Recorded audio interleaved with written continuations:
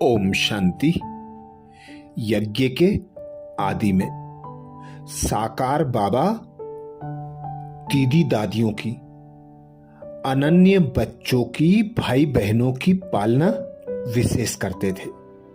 ज्ञान के गुह्य रहस्यों को ऐसे समझाते थे कि सब भाई बहन बाबा पर निश्चय बुद्धि होकर संपूर्ण संपन्न बनते चले गए। ऐसे ही बाबा ज्ञान के गुह्य रहस्यों में विशेष विकारों के लिए कड़े शब्दों का प्रयोग करते थे। बाबा विकारों के लिए ऐसे कड़े शब्दों का प्रयोग करते कि सुनने वालों का मन विकारों से स्वाभाविक रूप से हट जाता। उदाहरण के तौर पर बाबा कहते, क्रोध एक भूत है। जैसे भूत किसी के सर पर सवार होता है, उससे उल्टा काम करा देता है, उसे परेशान करता है तथा वस्तुओं की भी तोड़फोड़ करता है। वैसे ही क्रोध को एक भूत समझकर उससे बचकर रहना चाहिए। क्रोध वाले मनुष्य के पास तो खड़ा भी नहीं होना चाहिए, क्योंकि यह भूत बहुत उपद्रवी है। देखो तो जिसमें क्रोध रूपी भूत प्रवेश करता है, उसका चेहरा, उसके नेत्र, उसकी बातचीत कैसे बदल जाती है। अब ज्ञान की धूप दीप जलाकर इस भूत को भगाना है। जिसमें बहुत मोह है, उसके लिए बाबा कहते कि मानो कि वह बंदरिया है। जैसे बंदरिया अपने बच्चों को छाती से लगाकर कूदती भागती रहती है, वैसे ही जिनमें मोह है वे भी व्यक्तियों और वस्तुओं से चिपके रहते हैं। व्यक्ति या वस्तु छूटने की बात सुनकर उनकी अवस्था ऐसी हो जाती है जैसे कि उनका प्राण निकलने वाला हो। बाबा कहते कि अब तो बंदर से मंदिर योग्य बनना है, इसलिए नष्टमोह हो जाओ। यही भगवान की आज्ञा है।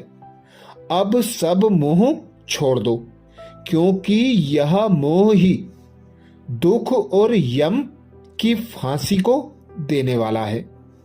अब एक प्रभु से ही मन का मोह अर्थात प्यार जुटा दो। बाबा कहते, जो स्त्री काम वासना रूपी विष को लिए रहती है वह पूतना अथवा शूर्पणखा है। जो पुरुष काम वासना के वशीभूत है वह रावण अथवा दुशासन है।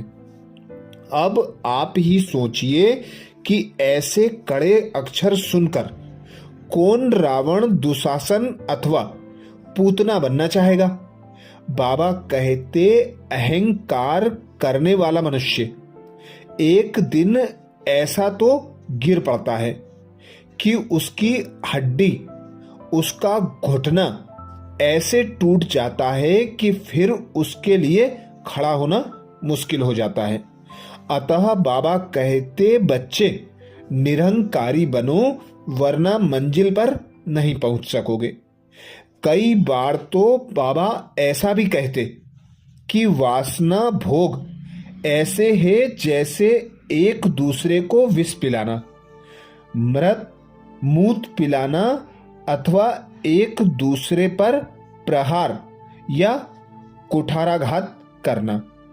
ऐसे शब्द सुनने वाले के मन में यदि पूर्व संस्कारों के वश वासना का संकल्प उठता भी है तो वह उसे अत्यंत घृणित काम मानकर तुरंत ही इस अशुद्ध संकल्प से मुक्त हो जाता। जब बाबा साफ ही कह रहे हैं कि वासना भोग एक दूसरे को नरक में धकेलने के तुल्य है, सर्प या सर्पिणी के ढसने के तुल्य है, परस्पर अपकार करने के तुल्य है, या एक दूसरे का मुंह काला करने के तुल्य है, तथा सिर पर कूड़ा उठाने से भी निकृष्ट कार्य है। तो बताइए कि कौन ऐसा कार्य करने को तैयार होगा। इसी प्रकार चुगली करने वाले तथा दूसरों को भड़काने का काम करने वाले व्यक्ति को बाबा मंथरा, जिसका रामायण में वर्णन है, दूती या दूता नाम देते और निंदा करने वाले को कौवे की उपाधि प्रदान करते। सोचिए कि कौन इन उपाधियों को लेने के लिए तैयार हो सकता है। सभी लोग इन बुराइयों को छोड़ने ही का प्रयत्न करते। इसके विपरीत जो युवावस्था में सपत्नीक युगल जीवन व्यतीत करते हुए ब्रह्मचर्य का पालन करता, बाबा कहते कि यह महावीर है। इसके लिए आगे एक दिन सन्यासी भी सिर झुकाएंगे। जो कन्याएं माताएं क्रोध को छोड़ देती, बाबा कहते कि यह शीतला है।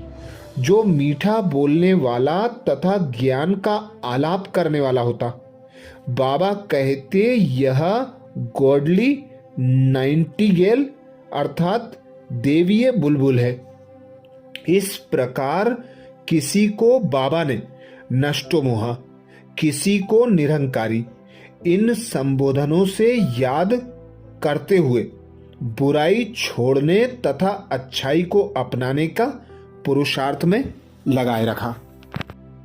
ऐसे ही बाबा ने समय के बारे में विशेष गुह्य रहस्य बताए कि समय की पहचान कैसे हो।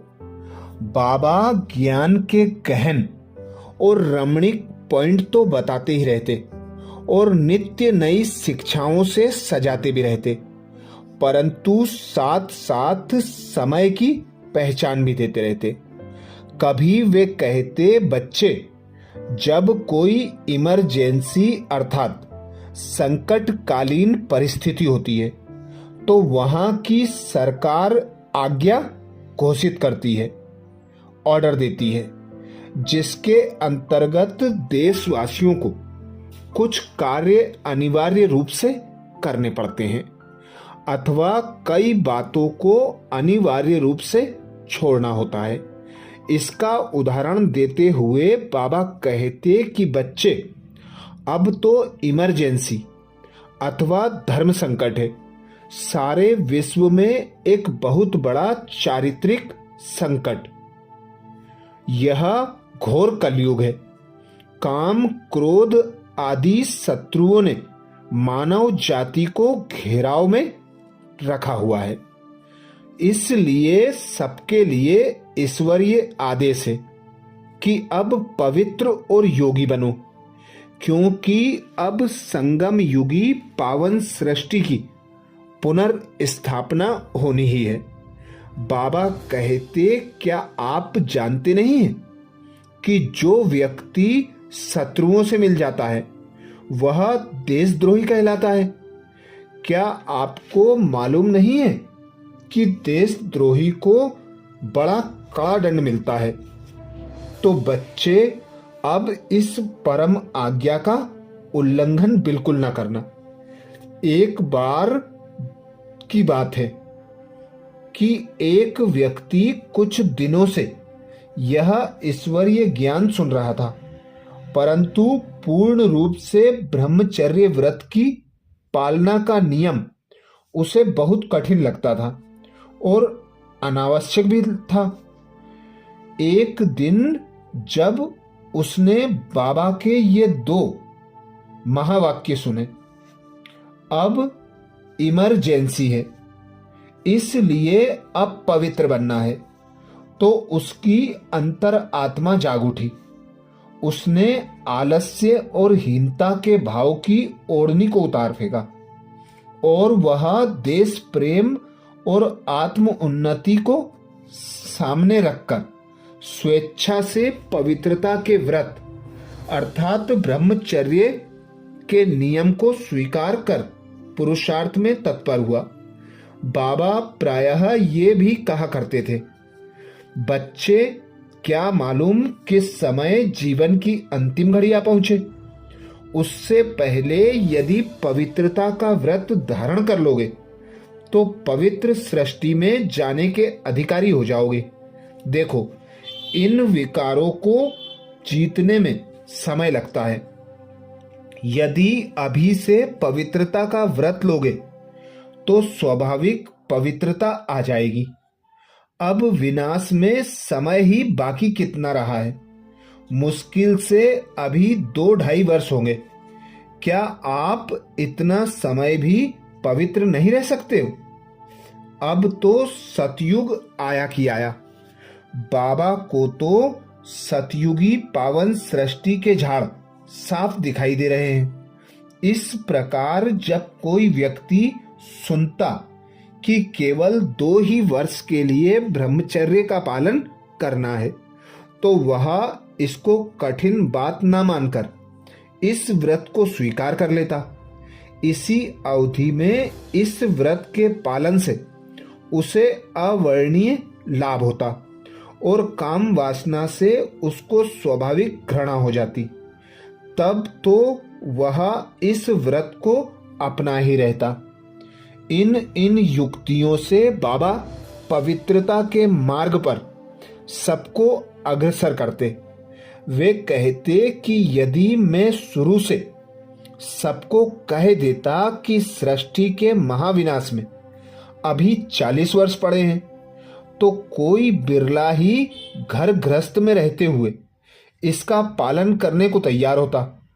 बहुत से व्यक्ति तो सोचते कि अच्छा 40 वर्ष तो पड़े हैं, 5-10 वर्ष विषय वासना की हवा खाकर फिर हम इस व्रत को लेंगे।